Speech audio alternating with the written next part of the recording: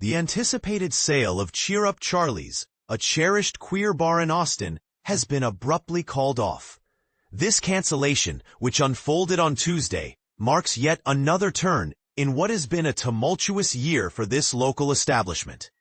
Owner Maggie informed KUT News that Pride Holdings Group, located in Florida, and the bar's current management had mutually decided to terminate the acquisition process.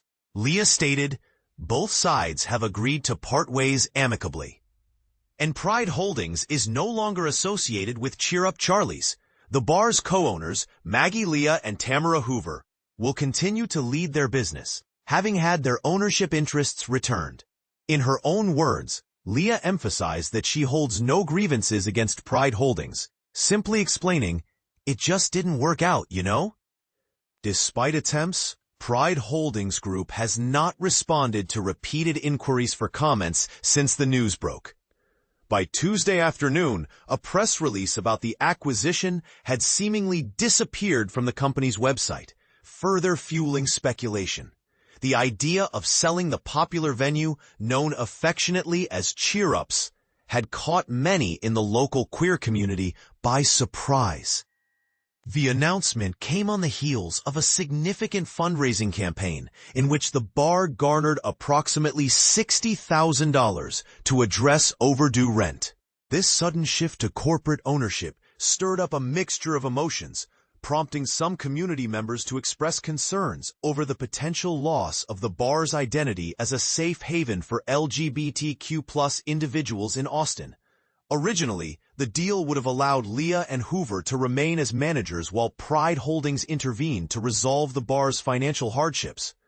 Recently, the company had made headlines for purchasing struggling LGBTQ+ bars in various locations across the United States and even Australia. Although it remains unclear why the transaction was discontinued, Pride Holdings Group CEO, Michael Barrett, had previously indicated in an interview that the deal was finalized but was reluctant to reveal any specific details. He conveyed ambitions of assisting the bar in reducing expenses and finding profitability, stating that the company would oversee potential budget cuts and restructuring. Barrett, a former fast food franchise operator who relocated to Key West for retirement, has recently taken up the endeavor of rescuing faltering queer clubs. Since July, Pride Holdings has announced acquisitions in Chicago, Savannah, and even an ambitious project transforming a castle in Italy into an LGBTQ+ resort. During his discussions about the company's future, Barrett highlighted the partnership as an investment opportunity for the queer community, adding, "This is about allowing LGBTQ+ individuals to exert ownership over their shared spaces.